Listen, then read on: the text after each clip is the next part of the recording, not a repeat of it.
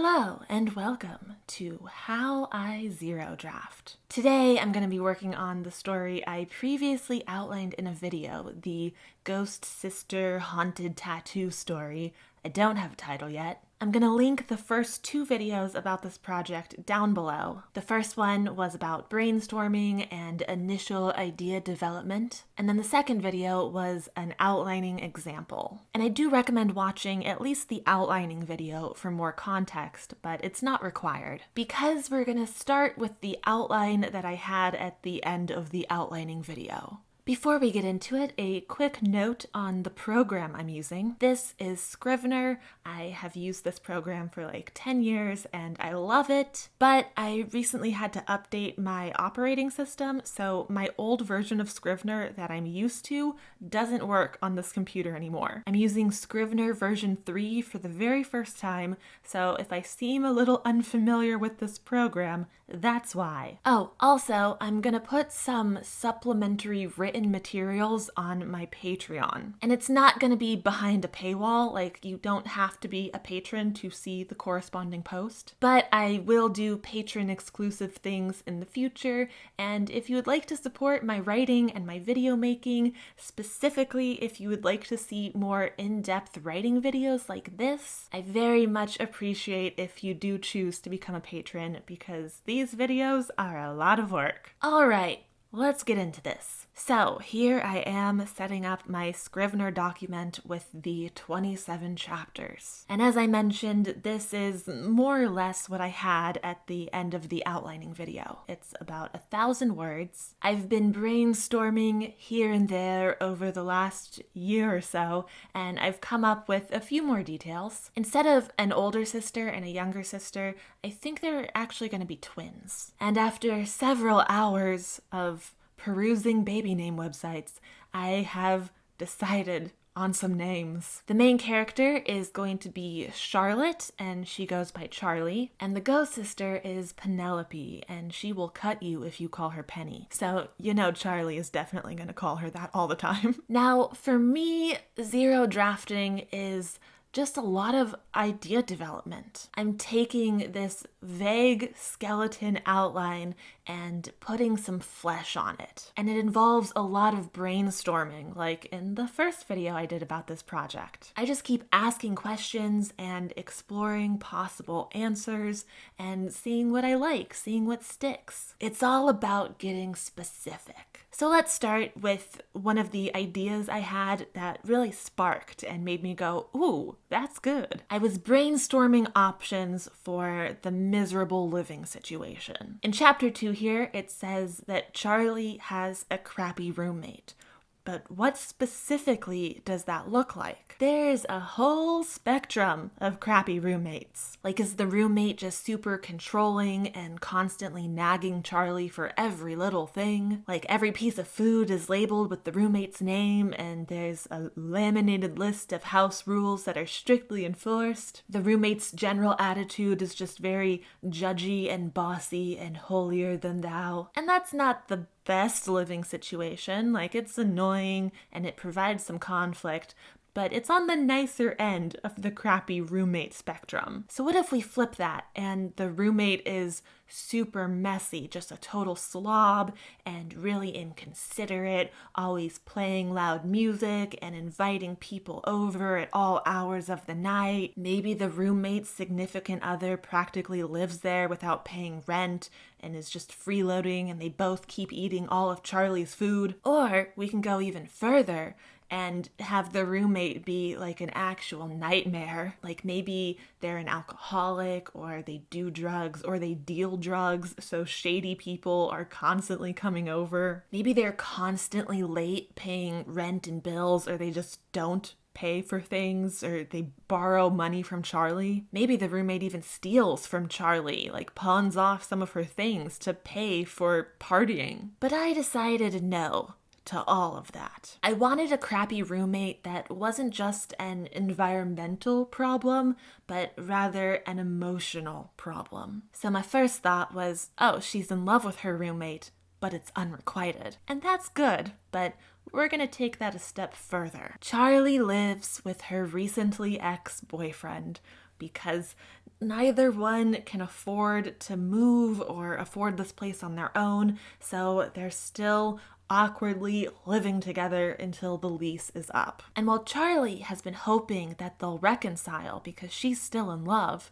her ex has started dating someone new, and sometimes he brings this person around, and Charlie has to act like she's fine with this. And oh, this is a situation that is just rife with complications and conflict and delicious angst. And it informs us a little bit more about Charlie's character. Like, we get to extrapolate from that piece of data. Charlie is the kind of person who would find herself in this situation and just feel kind of helpless about it. She's very accommodating and very down on herself. She's the kind of person who would rather suffer in silence than speak up for herself. And then jumping off of that, I wanted her sister to be the opposite. Penelope is very driven, very stubborn and bullheaded. She takes no shit and leaves no survivors. For these two characters, I'm using the general archetypes of slacker and overachiever,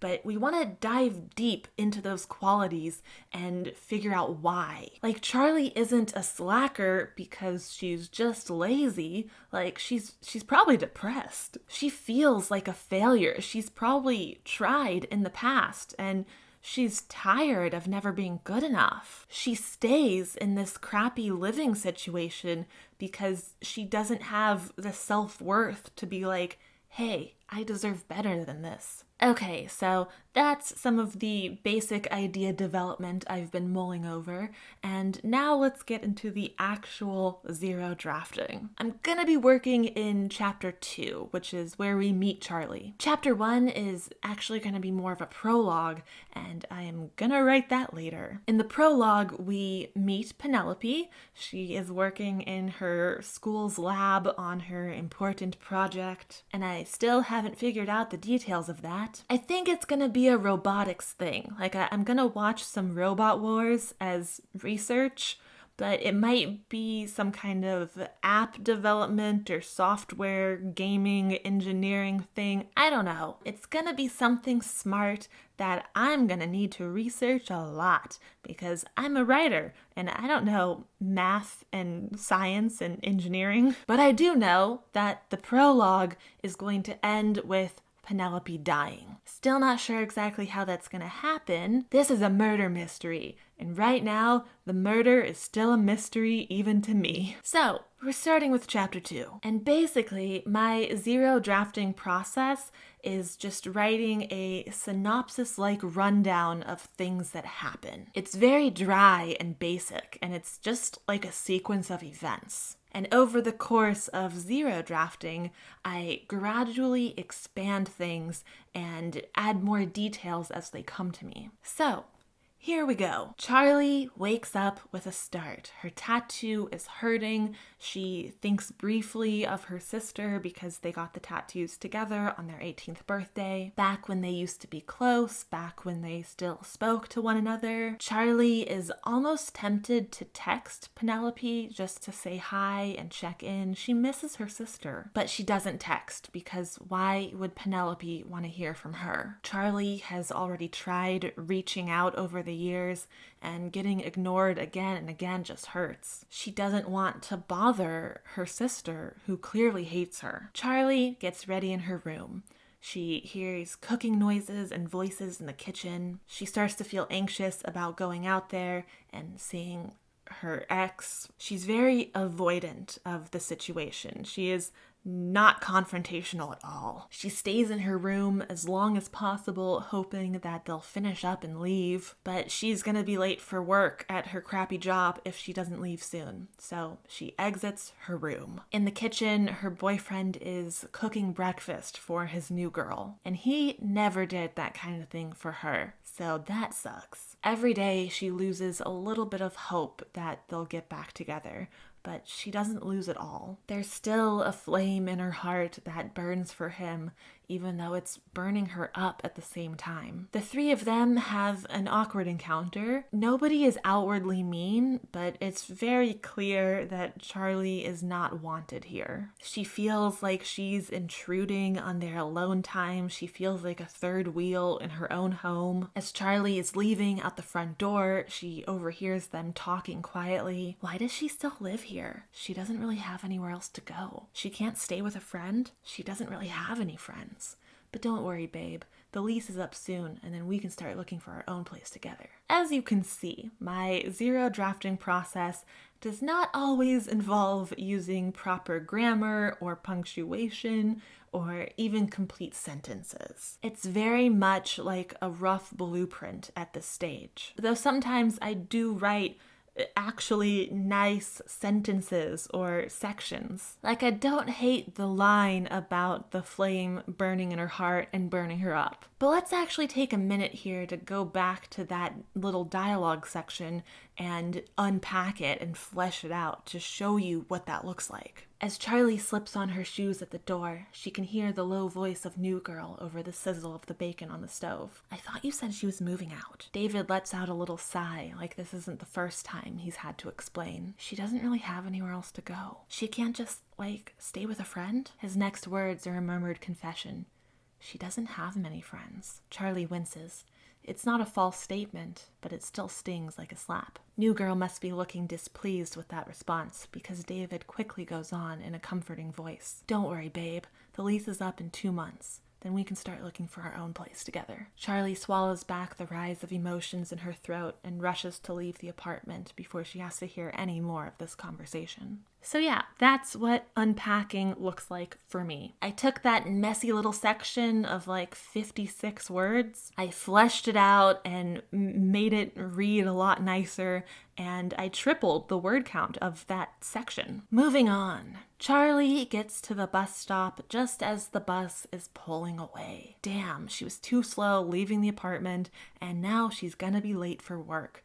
This sucks. 10 minutes later, the next bus arrives. Charlie gets on. For a brief moment, she feels like she's being watched or followed, but she brushes it off. When she's almost to her stop, her phone rings. It's her mom calling. Charlie ignores the call. Her mom has been pestering her to bring her boyfriend over for dinner. It's been so long since you visited. Charlie hasn't yet told her parents that her and her boyfriend have broken up, but she knows that she probably should, especially because it's seeming less and less likely that they're gonna get back together. But her parents love her boyfriend, and she already feels like a huge disappointment. She doesn't want to let them down. That is not gonna be a fun conversation, so Charlie is avoiding it because that's what she does. She avoids her problems. As the bus arrives at her stop, she gets a text message from her mom that says, "Call me now,"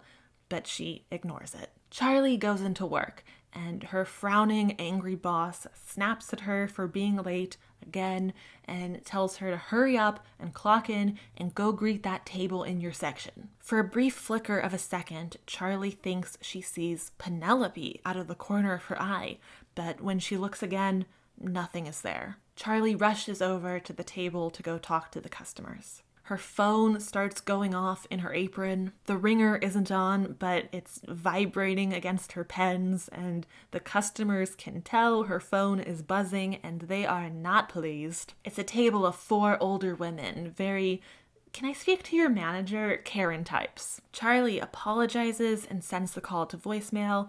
She tries to resume taking the order, but her phone goes off again. "I'm so sorry, 1 second." She turns off the phone. The restaurant phone starts ringing as she finishes taking the order, and Charlie has an inkling of a bad feeling. Her mom wouldn't call her at work. Would she? Charlie is entering the order into the computer when her boss interrupts her, snapping, "Your mom is on the phone demanding to talk to you. She says it's an emergency, and it damn well better be." Under her boss's angry, watchful eye, Charlie answers the phone. "Hello?" There's a sniffle, and then her mother's voice saying, "Charlotte? Mom, you really can't call me at work." "Charlotte," her mom says again, voice wavering and cracking. A pit starts to form in Charlie's stomach. "Mom? What is it? What's wrong? There's been an accident, Mom says. She swallows audibly, and after a long, tense second, she continues. It's Penelope. She's dead. And scene. That's chapter 2.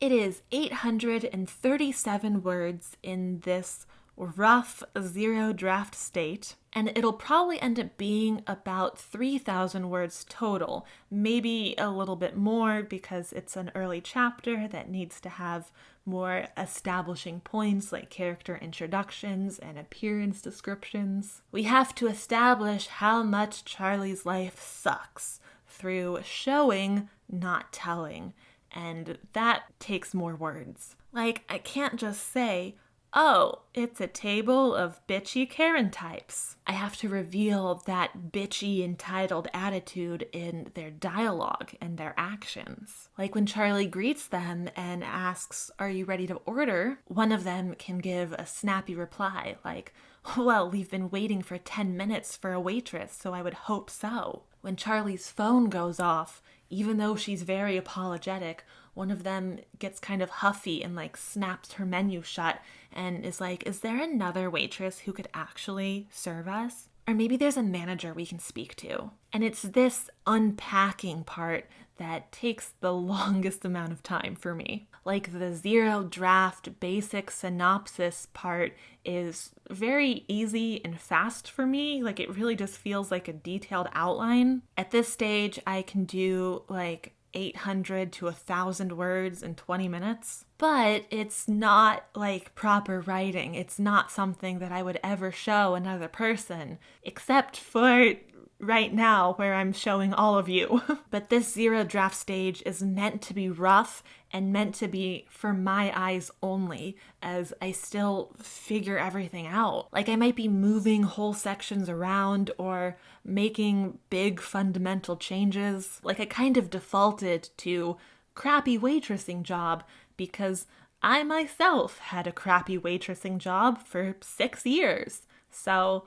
write what you know. But over the course of zero drafting, I might come up with a different crappy job that better suits Charlie and the story. I'm also still trying to figure out exactly how and when to reveal information. Like in regards to the mystery of what happened to the sisters' relationship, what drove them apart. They used to be best friends, and now they barely talk.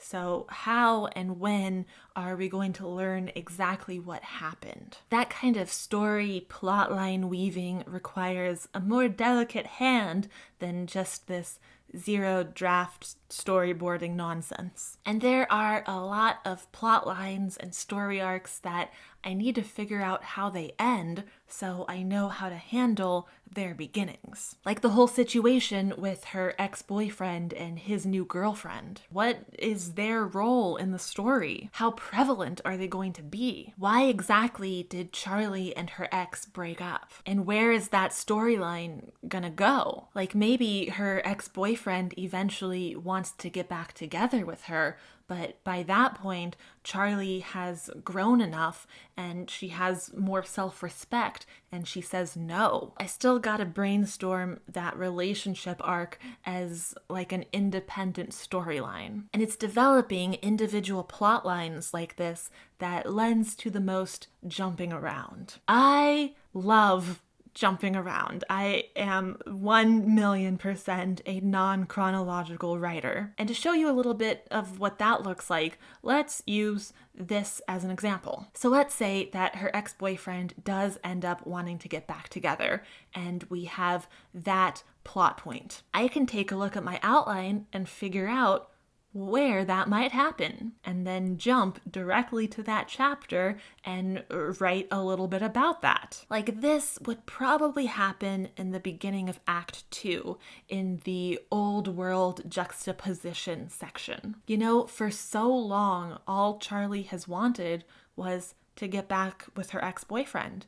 And now she's suddenly faced with that opportunity and she realizes she doesn't really want that anymore. Maybe this is the point where she moves out, she gets her own apartment, and she moves on, and this is like the final scene of closure between her and the ex-boyfriend. This is her shedding the last bit of her old life as she is pushed into this new world. However, we're definitely going to need at least one other scene in between the introduction scene and this conclusion scene. So then I can jump back to chapter 6, where Charlie is really struggling with trying to, do this thing for her sister, but also her own life feels like it's falling apart. Like maybe her ex had a fight with his new girlfriend and he wants to hang out with Charlie, and Charlie feels like this is her chance to hang out with him and maybe win him back. But she can't because she has to deal with her ghost sister and preparing for this test that she has to take. So yeah, this storyline between Charlie and her ex now has a beginning, a middle, and an end. This arc has a general shape. So if anything involving Charlie's ex comes up at all in the first act, I know whereabouts she is in terms of her relationship with her ex. And if you watched the outlining video, then you know that Charlie is definitely going to have another love interest later. More than one, actually, is my current plan. Because one person is going to seem like the love interest, but is actually the villain, and the other person is going to seem like the villain, but actually ends up being the real love interest. But I have done zero development beyond that. Like, I know nothing else about these other two characters except for these very basic roles that they are playing in the story. There's actually just a ton of question marks at this point. Like, again, my zero drafts are very much an exploration. Nothing is set in stone at this stage. For now, I think I'm going to end this video here. If you found this helpful or interesting, please feel free to let me know in a comment or give this video a thumbs up, because validation sustains me. And if you'd like to go the extra mile, you can share this video or become a patron on my Patreon. But yeah, thank you so much for watching. I hope you enjoyed this video. I hope you have a wonderful night, and I will have another video up soon. So I will see you then. Bye!